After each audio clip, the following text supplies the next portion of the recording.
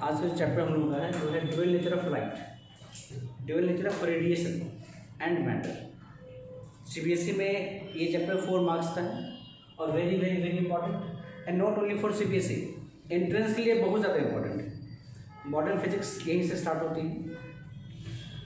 तो हम अभी क्विक रिवीजन कराएंगे आप लोगों को सीबीएसई के रिगार्डिंग कि हमें अगर जल्दी रिवाइज करना हो इस चैप्टर को तो हम आधे घंटे में कैसे रिवाइज कर सकते हैं और एक भी चीज़ भी छूटनी नहीं चाहिए।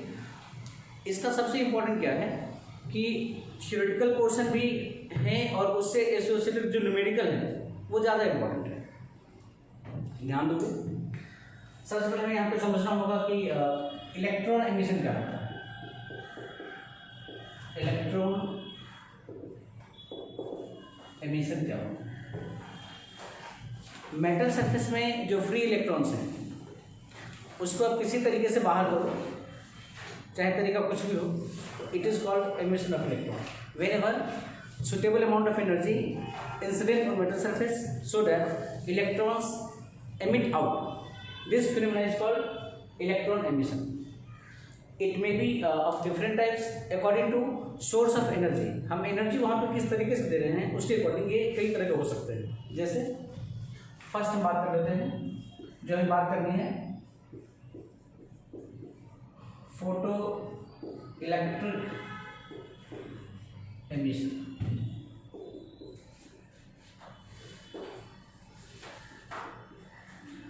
इसमें क्या हो रहा है कि जो सोर्स ऑफ एनर्जी है वो है हमारा लाइट। जब हम लाइट इंसिडेंट करते हैं सुटेबल फ्रीक्वेंसी का, सुटेबल वेवलेंथ का एंड सुटेबल इंटेंसिटी का, तब मेटल सरफेस से इलेक्ट्रॉन बाहर निकलती है।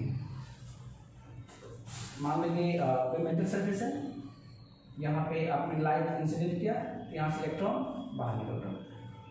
It is called photo electric emission. Photo means light. कई बार क्या होता है हम थर्मियोनिक एमिशन की बात करते हैं, पढ़ेंगे हमारे सिलेबस में भी है, उसका यूज देखेंगे। तो थर्मियोनिक एमिशन में क्या होता है कि heat is source of energy. हम किसी मेटल को हीट करते हैं और तब वहाँ से इलेक्ट्रॉन बाहर निकलती है। तो वहाँ जो इलेक्ट्रॉन बाहर निकल रहा है उसको कहते हैं thermions. And during photo electric emission जो इलेक्ट्रॉन बाहर निकलेगा उसको हम बोलते हैं फोटो इलेक्ट्रॉन्स। और अगर इस इलेक्ट्रॉन को आप सर्किट में मूव करा लेते हो, वहाँ पे कोई करंट की फॉर्मेशन होती है जो हम देखेंगे फोटो इलेक्ट्रिक एक्सपेरिमेंट में कि due to these electrons electric current का फ्लो होता है, उसको हम बोलते हैं फोटो करंट। तो डिटेल से हमें यहाँ पे स्टडी करनी है फोटो इलेक्ट्रिक एक्सपेरिमेंट के बारे में। इलेक्ट्रॉन के एमिशन और भी हो सकते हैं, जैसे फील्ड एमिशन। कभी कभी क्या होता है कि वेरी स्ट्रॉन्ग फील्ड आप अप्लाई करते हो अक्रॉस द मेटल सरफेस। तो इलेक्ट्रिक फील्ड का मतलब जब स्ट्रॉन्ग इलेक्ट्रिक फील्ड होगा तो इलेक्ट्रॉन पे फोर्स लगाएगा, इलेक्ट्रॉन पे नेगेटिव चार्ज। इलेक्ट्रिक फील्ड जो फोर्स लगाती है तो फॉर्मूला जानते हो फोर्स का, F equal to Q into Q। जब एक वेरी स्ट्रॉन्ग फोर्स लगेगा इलेक्ट्रॉन पे, तो इलेक्ट्रॉन जिस एनर्जी से बंधा हुआ है अगर उससे ज़्यादा एनर्जी हम अप्लाई कर रहे हैं इलेक्ट्रिक फील्ड के फॉर्म में, तो वहाँ भी इलेक्ट्रॉन बाहर निकल सकते हैं। तो उसको हम बोलेंगे फील्ड एमिशन। उसका क्या नाम होगा? Field emission. एक बात यहाँ पे देखोगे, हम बात करते हैं वर्क फंक्शन। वर्क फंक्शन क्या होता है? किसी भी मेटल सरफेस में जो इलेक्ट्रॉन्स हैं वो एक एनर्जी के साथ बंधा हुआ है, बॉन्डेड इलेक्ट्रॉन्स हैं। तो the minimum amount of energy required to emit electron from metal surface is called work function. इसको हम लोग W0 से रिप्रेजेंट करते हैं। और याद रखोगे for different type of material the value of work function are different. It means work function is the property of material. याद रहेगा आपको? ओके। अब एक से और देखो, हमें बेसिकली बात यहाँ पे करना है फोटो इलेक्ट्रिक एमिशन के रिगार्डिंग। तो जो रेडिएशन आप देते हो मेटल सरफेस पे, उस रेडिएशन के साथ जो एनर्जी एसोसिएट होता है वो होता है h न्यू या फिर hc/λ। इसको हम लोग एनर्जी ऑफ फोटोन भी कहते हैं। एक टर्म यहाँ पे याद रखना है आपको, थ्रेशोल्ड फ्रीक्वेंसी, थ्रेशोल्ड फ्रीक्वेंसी क्या मतलब होता है? The minimum frequency of radiation at which photo electric emission takes place. The minimum frequency, ये जो फ्रीक्वेंसी लेंगे हम रेडिएशन का वो मिनिमम होना चाहिए जिस पे फोटो इलेक्ट्रिक एमिशन हो सकता है। This frequency is called threshold frequency. इसका क्या, अब इसका मीनिंग समझो। इसका मीनिंग ये हो गया कि आपने जो एनर्जी इंसिडेंट किया है, अगर ये फ्रीक्वेंसी थ्रेशोल्ड फ्रीक्वेंसी है तो यहाँ जो एनर्जी होगा definitely it should be equal to work force. क्या होना चाहिए? Work force. क्लियर हो? अब इस वर्क फंक्शन को चाहो तो लिख सकते हो इस तरीके से भी कि एच सी अपॉन में lambda note. Here lambda note is again threshold wavelength. Now अगर हमें डिफाइन करना है थ्रेशोल्ड फ्रीक्वेंसी को एंड थ्रेशोल्ड वेवलेंथ को, तो बच्चे कंफ्यूज काम करते हैं, वो ध्यान रखना। Threshold frequency is defined as the minimum frequency at which photo electric emission takes place, and threshold wavelength ये देखोगे इनवर्स रेशियो में है। तो क्या कैसे डिफाइन करेंगे?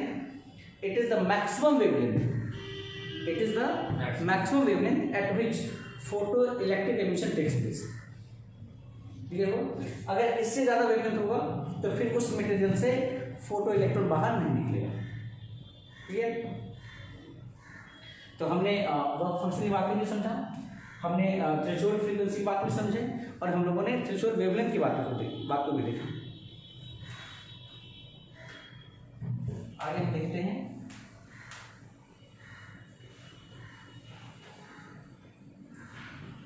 देखो photo electric experiment very important experiment है, और इसका पर्पस यहाँ पे क्या है? आपका चैप्टर का नाम है dual nature of radiation and matter. तो रेडिएशन में वेव नेचर जो है वो एक डोमिनेंट नेचर है। रेडिएशन का मतलब जो होता है वेव, लेकिन रेडिएशन में पार्टिकल नेचर भी है। इस बात को प्रूफ करने के लिए आपके पास दो एक्सपेरिमेंट है। कौन कौन सा? एक है फोटो इलेक्ट्रिक एक्सपेरिमेंट और दूसरा होता है कॉम्पटन इफेक्ट। तो फोटो इलेक्ट्रिक इफेक्ट भी कह सकते हो, तो photo electric effect and Compton effect, these two experiments support wave particle nature of radiation। अगर रेडिएशन का वेव नेचर तो प्रीडोमिनेंट नेचर है, और हमने पार्टिकल नेचर को भी एक्सप्लेन कर दिया यहाँ पे, हम कह सकते हैं कि radiation source dual nature. Clear हुआ? उसी तरीके से इस चैप्टर में और देखोगे क्या कि मटेरियल पार्टिकल मैटर में पार्टिकल नेचर प्रीडोमिनेंट नेचर है। पार्टिकल नेचर का मतलब उसके पास मास होगा, मोमेंटम होगा, काइनेटिक एनर्जी होगी, तो ये उसका प्रीडोमिनेंट कैरेक्टर है। तो पार्टिकल तो है ही, अगर उसके साथ वेव भी है और ये हम प्रूव कर पाते हैं, हम क्या कहेंगे कि पार्टिकल या matter shows dual nature, particle nature as well as wave nature. तो आपको इस चैप्टर में रेडिएशन का भी और मैटर का भी दोनों के ड्यूअल नेचर को प्रूफ करना है।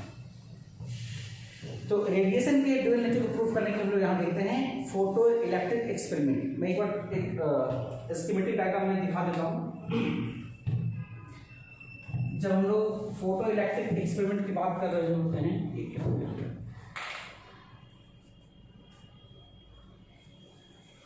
तो यहाँ पे हम एक डिस्चार्ज ट्यूब लेते हैं। डिस्चार्ज ट्यूब का मतलब आप लोग पहले भी देखे होंगे कई बार, कैथोड रे एक्सपेरिमेंट की बात किए होंगे, वहाँ भी देखे होंगे। डिस्चार्ज ट्यूब एक ऐसा ट्यूब है जहाँ आप वेरी लो प्रेशर मेंटेन कर सकते हो।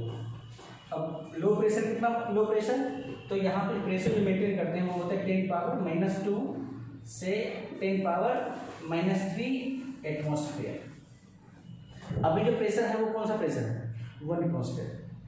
अब इससे भी 1/1000 पार्ट, तो सोचो कितना कम प्रेशर होगा। तो वेरी लो प्रेशर। यहाँ पे हम एक मेटल सरफेस रख रहे हैं, इट इज मेटल सरफेस, और यहाँ पे एक इलेक्ट्रोड रखते हैं। मेटल सरफेस को हम नेगेटिव पोटेंशियल पे रखते हैं और इसको रखते हैं हाई पोटेंशियल पे। साथ में यहाँ एक लगाते हैं मिली एमीटर लगा लो, और यहाँ पे ये सर्किट कंप्लीट होती है। सुटेबल रेडिएशन ऑफ सनलाइट जब यहाँ पे आती है, ये सनलाइट का सिंबल हम एच यूज लिखते हैं। जब यहाँ से रेडिएशन इंसिडेंट करवाते हैं मेटल सरफेस पे, तब ये देखा गया कि कुछ इलेक्ट्रॉन, यहाँ पे जो इलेक्ट्रॉन्स हैं, इलेक्ट्रॉन्स यहाँ पे हैं वो बाहर निकल रहे हैं।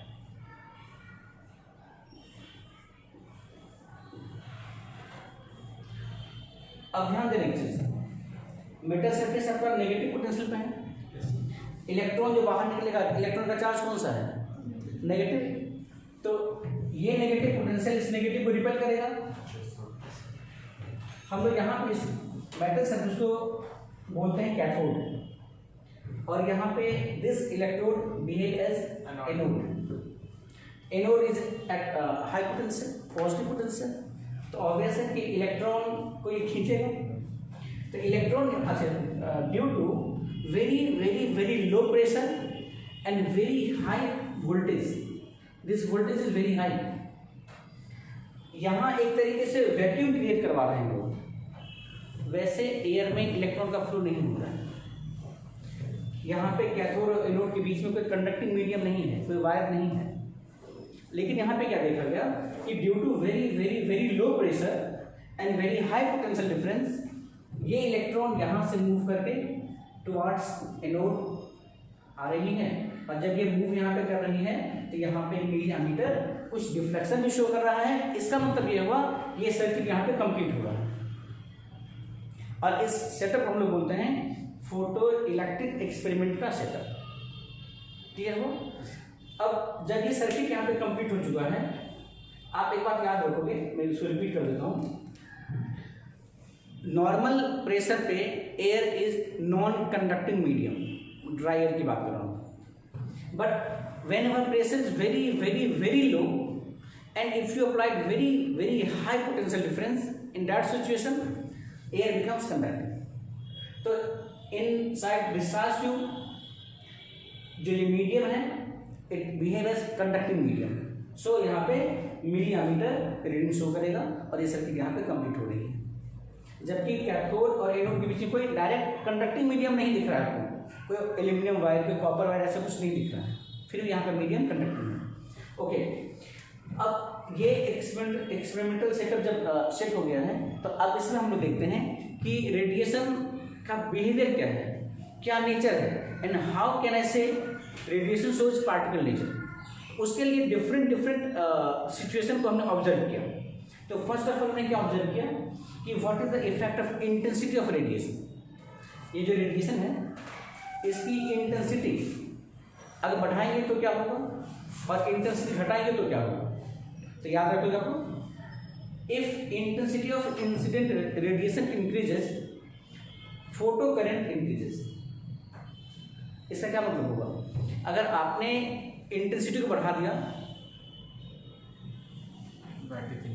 अगर आपने इंटेंसिटी को बढ़ा दिया, तो उस कंडीशन में नंबर ऑफ फोटो इलेक्ट्रॉन यहाँ से निकल रहा है वो ज़्यादा हो जाएगा, और जब नंबर ऑफ फोटो इलेक्ट्रॉन ज़्यादा हो तो ज़्यादा चार्ज मूव करेगा, और whenever total amount of charge moving is more, तो वहाँ पे करंट भी ज़्यादा हो जाएगी। तो यहाँ से एक कंक्लूजन हमने क्या निकाला कि अगर रेडिएशन की इंटेंसिटी बढ़ेगी तो फोटो करंट बढ़ रहा है। इसका मतलब ये हुआ कि with increase in intensity of radiation more photo electrons emitted from metal surface. Clear है? इसको बंद करो।